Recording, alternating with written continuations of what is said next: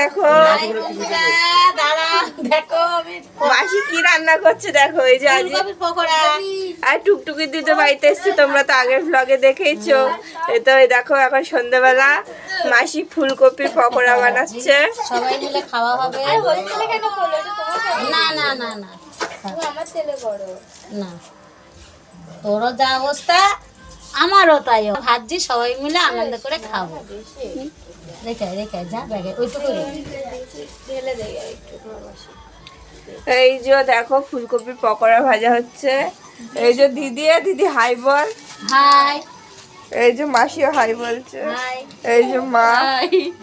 আর এইটা হচ্ছে ওই যে আমার দিদির জায়ের ছেলে, মানে আর একটা দিদির ছেলে।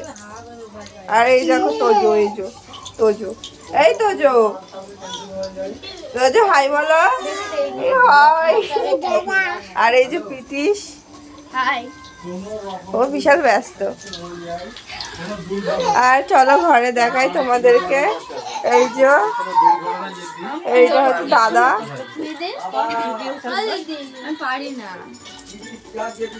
আর এই যে মা। এই যে এরা সবাই রিল বানাবে এখন, সাজুগুজু করবে। তো এই যে দেখায় আবার এই যে পকোড়াতে ফিরে আসি। এই যে মাসির পকোড়া। মাসি কিছু বলো, পকোড়াটা কিরকম করে বানাচ্ছ? পকোড়াটা বানাচ্ছি কাশ্মীরি লঙ্কার গুঁড়ো দিয়েছি, হালকা নুন মিষ্টি, তারপরে তোমার চালের গুঁড়ি, কালো জিরে দিয়েছি। দিয়ে এরা খেতে চাইলো তাই সবার জন্য বানাচ্ছি। সন্ধ্যাবেলা টিফিন হবে, চা খাওয়া হয়ে গেছে, তা এখন পকোড়া হচ্ছে। হ্যাঁ ওই যে দিদিও ব্লগ করবে, ব্লগ কর। আচ্ছা তো বন্ধুরা দেখতে থাকো ভিডিওটা, মানে ভিডিওটা যদি ভালো লাগে তাহলে অবশ্যই লাইক কমেন্ট করো, সাথে থেকো।